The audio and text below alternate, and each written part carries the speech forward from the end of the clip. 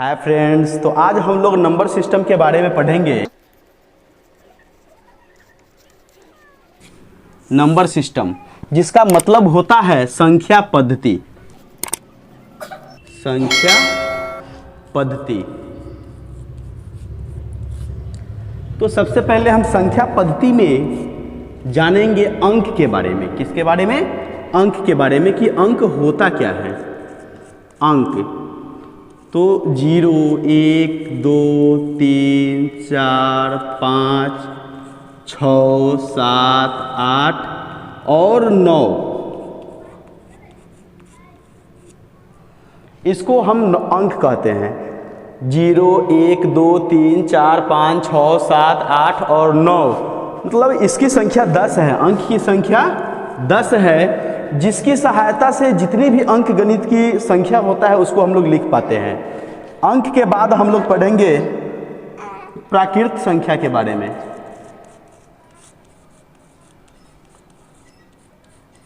तो प्राकृत संख्या किसको कहते हैं? तो जो गिनती की संख्या होती है उसको प्राकृत संख्या कहते हैं, अर्थात जो 1 से शुरू होता है। 1, 2, 3, 4, 5, 6, 7 इत्यादि इन्फिनिटी तरफ चले जाइए। गिनती की संख्या को हम प्राकृत संख्या कहते हैं, और जो 0 से लेकर के 9 तक की जो संख्या है उसको अंक कहते हैं। आगे देखेंगे पूर्ण संख्या। पूर्ण संख्या किसको कहते हैं? तो जो पूर्ण संख्या होता है वो 0 से शुरू होता है। कितना से? 0 से। जो गिनती की संख्या होती है उसमें 0 लगा देते हैं तो उसको हम पूर्ण संख्या कहते हैं। जैसे कि 0, 1, 2, 3, 4, 5 इत्यादि इन्फिनिटी तक जा सकते हैं। तो 0 से शुरू होती है जो भी संख्या उसको हम पूर्ण संख्या कहते हैं, अर्थात गिनती की संख्या के पहले 0 लगा देते हैं तो उसको पूर्ण संख्या कहते हैं। आगे देखेंगे हम सम संख्या के बारे में। सम संख्या। सम संख्या किसको कहते हैं? जैसे कि देख लेंगे 2, 4, 6, 8, 10, 12 इत्यादि, ये हमारा सम संख्या हो गया। अर्थात जो 2 से पूर्णतः विभाज्य हो जाए उसको सम संख्या कहते हैं। उसके बाद देखेंगे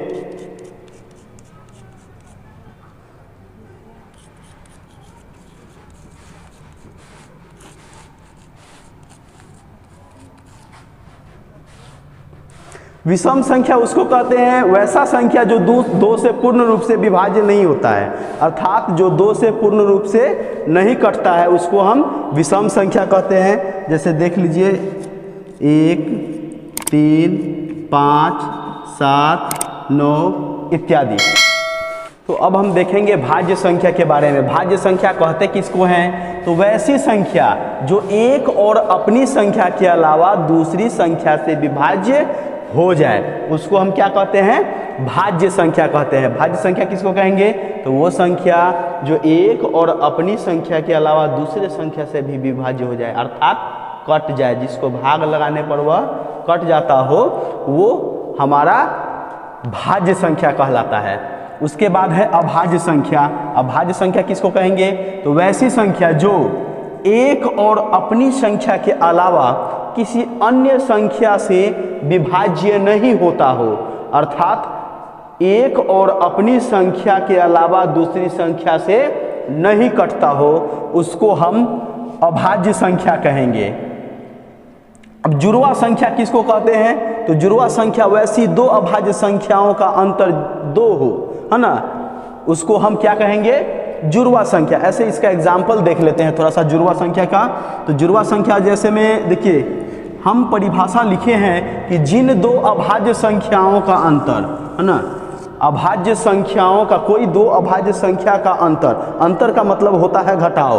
तो कोई भी 2 अभाज्य संख्या ले लेंगे तो 3, 5, 7, 9 होता है ना, तो ले लेते हैं हम 5 - 3, है ना। यहाँ पर हमारा 5 भी है, क्या है? अभाज्य संख्या है, और 3 भी अभाज्य संख्या है। इन दोनों को अंतर का मतलब होता है घटाव। यदि 5 में से 3 घटाते हैं तो हमारा 2 आ गया, तो ये हमारा हो जाएगा जुड़वा संख्या। चाहे 7 में से 5 को घटाते हैं तो हमारा 2 आ जाएगा, ये भी हमारा जुड़वा संख्या हो जाएगा। 13 में से हम 11 को घटाते हैं तो भी 2 आ जाएगा, ये भी हमारा जुड़वा संख्या हो जाएगा। चाहे 19 में से 17 को घटाते हैं तो भी हमारा 2 आ जाएगा, ये भी हमारा जुड़वा संख्या हो जाएगा। 31 में से 29 को घटाते हैं तो हमारा 2 आएगा, ये भी हमारा जुड़वा संख्या हो जाएगा। उसके बाद कहता है सहभाज्य संख्या। सहअभाज्य संख्या किसको कहते हैं? जिन दो प्राकृत संख्याओं का मौसा एक हो, मतलब जो प्राकृत संख्या है वो प्राकृत संख्या का मौसा एक हो, उसको हम सहअभाज्य संख्या कहते हैं। और प्राकृत संख्या हम बोलते हैं गिनती की संख्या को, तो गिनती की संख्या को प्राकृत संख्या बोलते हैं।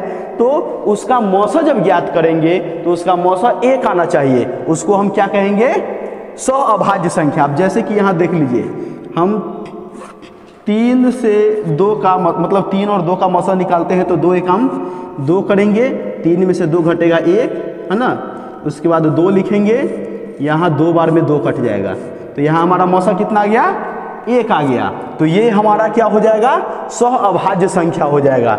चाहे हम यहाँ लिख देते हैं 5 और 4 ले लेते हैं, तो 4 एकम 4, 5 में से 4 कम जाएगा तो 1 हो जाएगा, फिर ये 4 यहाँ आ जाएगा, तो 1 से 4 को काटेंगे तो 4 बार में कट जाएगा, यहाँ भी इसका मौसा 1 आ गया।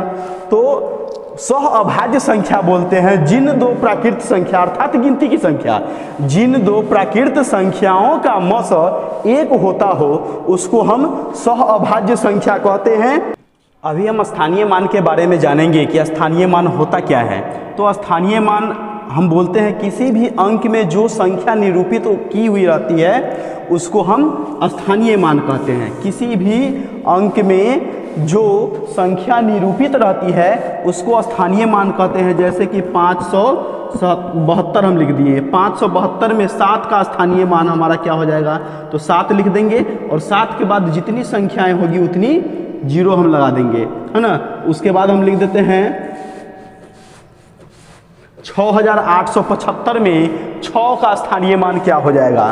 तो 6875 में 6 का स्थानीय मान, तो 6 है तो 6, और 6 के बाद हम संख्या गिन देंगे तो इकाई दहाई सैकड़ा 3 संख्या है, तो यहाँ पर हम लिख देंगे 3 जी। अभी हम जाने हैं स्थानीय मान के बारे में, अब जानेंगे अंकित मान के बारे में कि अंकित मान होता क्या है। तो देखिए, कोई भी संख्या हो, यदि कोई संख्या लिखा हुआ है, कोई अंक लिखा हुआ है, तो उस संख्या में जिस अंक का अंकित मान पूछता है उसका अंकित मान वही होता है। जैसे कि हम लिखते हैं यहाँ पर 5767। यदि हमसे पूछा जाए कि 5 का अंकित मान कितना होता है, तो 5 का अंकित मान 5 ही होता है। यदि 6 का पूछ दिया जाए अंकित मान, तो 6 का भी अंकित मान 6 ही होगा। यदि हमको 7 का स्थानीय मान पूछ दिया जाए कि हाँ 7 का स्थानीय मान, तो 7 का स्थानीय मान हो जाएगा, एक 7 का हो जाएगा 700 और दूसरा का 7 हो जाएगा। तो अंकित मान जो होता है, अंकित मान कोई भी संख्या हो, जिस संख्या में मतलब कोई अंक लिखा हो, उस अंक का स्थानीय मान अंकित मान पूछ दिया जाए तो उसका अंकित मान वही संख्या होता है। एक और एग्जांपल देख लीजिए, यहाँ हम लिखते हैं 956।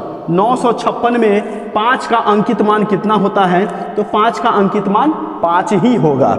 उसके बाद है पूर्ववर्ती संख्या। तो पूर्ववर्ती संख्या उसको कहते हैं, कोई भी संख्या हो, उस संख्या में यदि हम 1 को घटा देते हैं, यदि कोई संख्या है, जैसे में हम लिख लेते हैं 565, 565 में से हम 1 को घटा देंगे तो 564 हो जाएगा।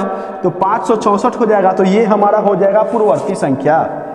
पूर्ववर्ती संख्या उस संख्या को कहते हैं, यदि कोई अंक या संख्या लिखा हुआ हो तो उसमें से यदि 1 को घटा देते हैं तो उसको हम पूर्ववर्ती संख्या बोलते हैं। उसके बाद आता है परवर्ती संख्या। परवर्ती संख्या जो होता है, कोई भी संख्या में 1 को जोड़ देते हैं, परवर्ती संख्या उसको कहते हैं जिसमें 1 को जोड़ करके अगली संख्या को लिख दिया जाए, उसको परवर्ती संख्या कहते हैं। अब जैसे 565 है, 565 का परवर्ती संख्या हो जाएगा हमारा 566, तो ये हमारा परवर्ती संख्या हो जाएगा। तो परवर्ती संख्या किसको कहेंगे? जिसमें 1 को जोड़ दिया जाए। और पूर्ववर्ती संख्या किसको कहेंगे? जिसमें 1 को घटा दिया जाए, है ना। उसके बाद आता है आरोही। आरोही क्रम। अब देखेंगे आरोही क्रम किसको कहते हैं, तो मतलब कोई भी संख्या लिखा हुआ है उस संख्या को हम बढ़ते हुए क्रम में लिखते हैं तो वह हमारा आरोही क्रम में कहलाता है। जैसे कि कोई संख्या हम लिखते हैं यहाँ,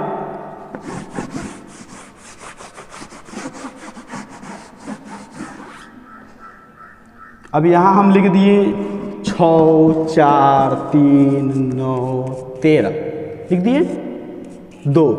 अब इस संख्या को हमको आरोही क्रम में लिखना है, तो आरोही क्रम में हम अभी बताए हैं कि यदि कोई अंक लिखा हो, कोई संख्या लिखा हो तो उसको हम बढ़ते हुए क्रम में लिखते हैं। तो आरोही क्रम मतलब बढ़ते क्रम में, बढ़ते क्रम में। तो यहाँ पर सबसे छोटा अंक लिखेंगे पहले, तो सबसे छोटा अंक हमारा 2 हो जाएगा, उससे बड़ा 3 हो जाएगा, उससे बड़ा 4 हो जाएगा, उससे बड़ा 6 हो जाएगा, उससे बड़ा 9 हो जाएगा और उससे बड़ा 13 हो जाएगा। तो ये हमारा हो गया आरोही क्रम में अर्थात बढ़ते क्रम में। एक होता है अवरोही क्रम, अवरोही क्रम।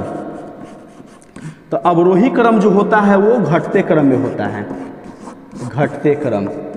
तो घटते क्रम में मान लीजिए कि 6 4 3 9 13 2 को हम घटते हुए क्रम में लिखेंगे, है ना, जिसको अवरोही क्रम कहते हैं। तो सबसे पहले बड़ा अंक लिखेंगे हम, तो बड़ा अंक हमारा क्या है 13, उससे छोटा 9, उससे छोटा 6, उससे छोटा 4, उससे छोटा 3, उससे छोटा 2।